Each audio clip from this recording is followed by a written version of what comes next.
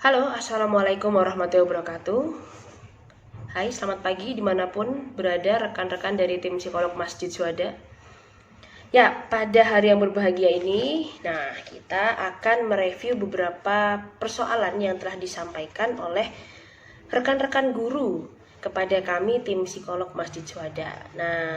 Nanti konten ini juga akan berisi, kita tambah ya, selain dari kegiatan anak, kita juga akan mereview beberapa kasus yang masuk kepada kami. Nah, tentu saja dengan tetap ada inisial atau kami juga pasti akan menjaga privasi dan kode etik.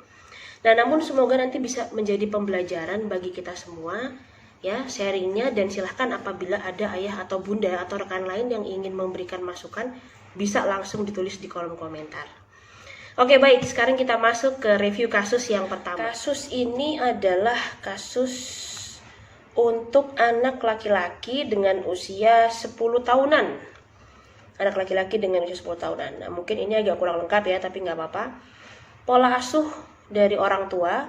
Orang tua tidak intens dalam mendampingi belajar karena alasan lain. Nah, ini nggak dituliskan alasannya apa, alasan lain, jadi kita nggak tahu kondisi sebenarnya yang terjadi di lapangan. Hanya dituliskan bahwa orang tua tidak intens dalam mendampingi belajar ya karena alasan lain. Gambaran perilaku anak tidak selalu menurut kehendak orang tua dalam belajar dan hanya mengikuti kemauan yang menurutnya paling menyenangkan, hari-hari atau setiap hari main bola. Pasif dalam respon pembelajaran. Oke, baik. Nah, ini sedikit saya review ya.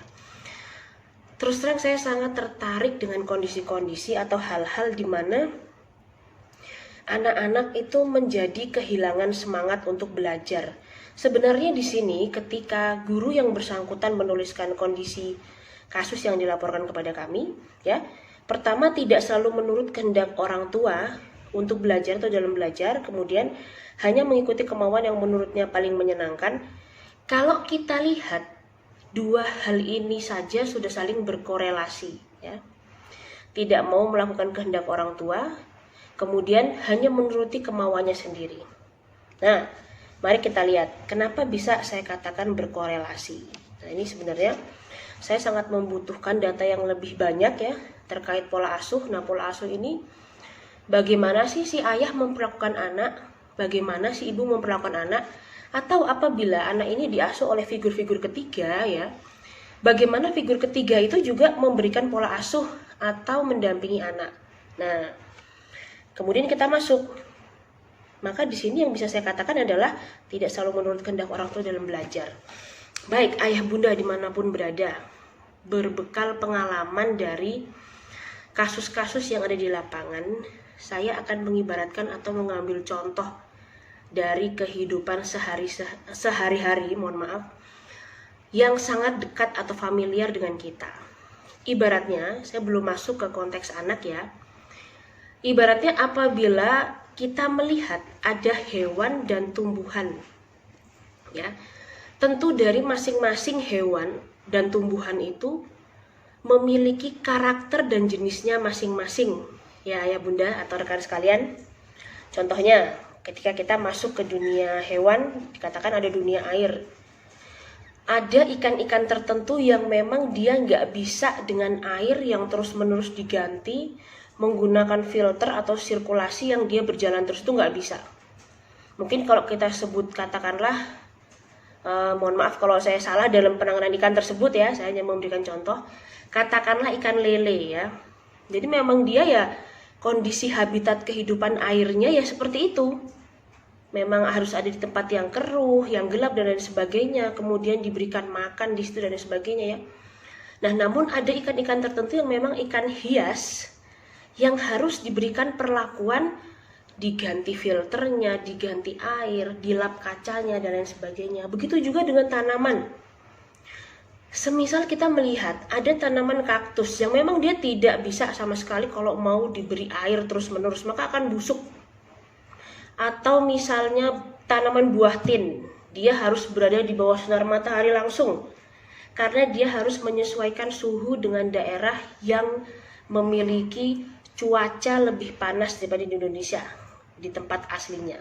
Nah, Apabila kita saja bisa atau memahami bagaimana cara memperlakukan hewan dan tumbuhan agar dia bisa hidup, bisa memberikan manfaat untuk kita, kenapa kita nggak bisa memperlakukan itu kepada anak? Nah, di sini saya mau katakan, bukan berarti saya mengatakan bahwa kita menyamakan anak-anak itu dengan hewan dan tumbuhan, sama sekali tidak. Tapi yang saya ingin ajak ayah bunda sekarang adalah treatmentnya. Nah, pasti banyak yang berpikir, wah ya jelas dong, karena kan Mbak Eka belum pernah mengalami punya anak dan lain sebagainya, misalnya ada yang bilang begitu. Nah, tapi setidak-tidaknya dari setiap kasus yang masuk, dan juga tentunya sebagai posisi kita pernah menjadi seorang anak, nah apabila orang tua itu memberikan sesuatu yang memang sesuai dengan kehidupan kita, maka kita pun sebagai anak akan bisa mengikuti alur berpikir orang tua dengan terus berdiskusi. Nah, poinnya itu ayah bunda yang ingin saya sampaikan. Maka ketika kita kok bisa ya mengatakan bahwa oh memang tanduran kui atau tanaman itu kudu ditreatment kayak begini, atau memang peliharaan binatang-binatang itu harus ditreatment dengan begini. Nah, maka anak-anak harus mendapatkan treatment yang lebih baik. Sekarang dikatakan di sini, tidak selalu menurut kehendak orang tua dalam belajar. Nah, tapi juga ada catatan di atas, orang tua tidak mendampingi anak dengan intens saat belajar ya. Ayah bunda, namanya proses belajar itu pasti membutuhkan teman untuk berdiskusi ya. Karena tidak semua anak punya kemampuan untuk mereka punya inisiatif sendiri. Oh, aku harus cari jawaban ke sini. Oh, aku harus tanya temanku dan lain sebagainya. Nah, maka memang sudah jadi peran kita semua untuk membantu anak dalam berdiskusi, minimal itu. Kalau ayah bundanya juga nggak bisa, ya udah kontak ke gurunya. Jangan takut, jangan malu, dan jangan malah dibiarkan, ya. Karena mau bagaimanapun kita semua harus mendorong anak-anak ini untuk bisa survive di level usia mereka. Kalau usia mereka katakanlah 10 tahun, tapi mereka masih tidak mau belajar, masih asik dengan keinginannya sendiri, masih belum bisa memikirkan yang namanya tanggung jawab. Nah, maka nanti ketika mereka masuk di usia belasan, bahkan di usia puluhan, bahkan ketika mereka memasuki masa dewasa awal, mereka akan kesulitan dalam menjalani kehidupan. Nah, kenapa saya katakan seperti itu ya?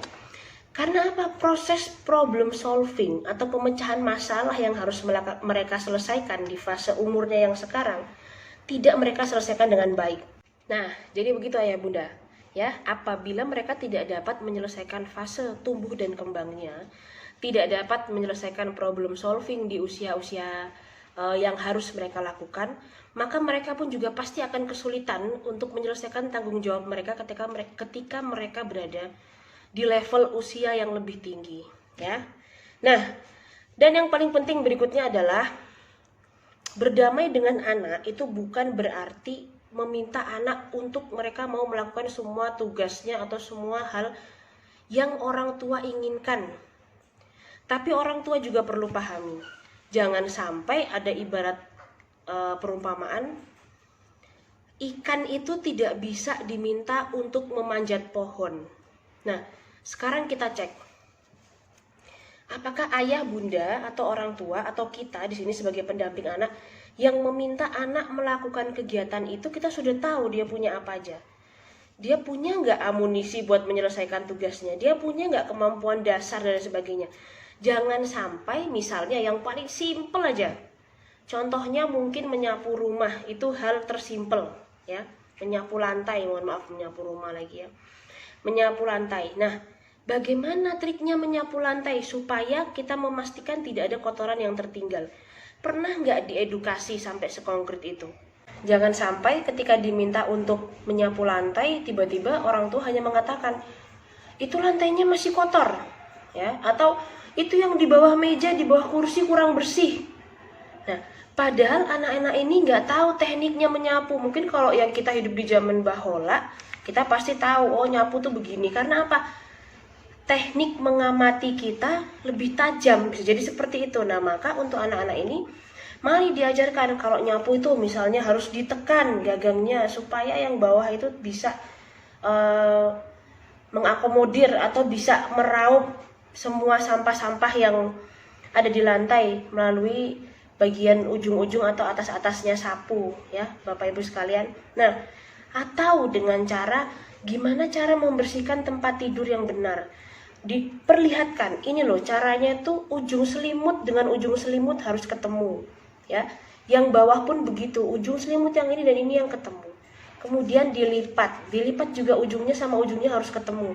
Nah, apabila anak-anak sudah paham proses secara konkret, maka itu akan memudahkan mereka dalam melakukan tugas-tugas yang lain. Sama halnya seperti ini, anak tidak fokus atau tidak mau belajar. Jangan-jangan bukan dia nggak mau belajar ayah bunda, ya. Namun dia lebih ke arah aku malas belajar karena tidak paham konsep dari awal. Nah, terkadang ada juga konseling yang masuk ke kami, ke saya ya. Ini udah kelas 4, kelas 5, masih belum hafal perkalian. Gimana ya Mbak Eka? Perkalian aja nggak hafal, apalagi nanti pembagian.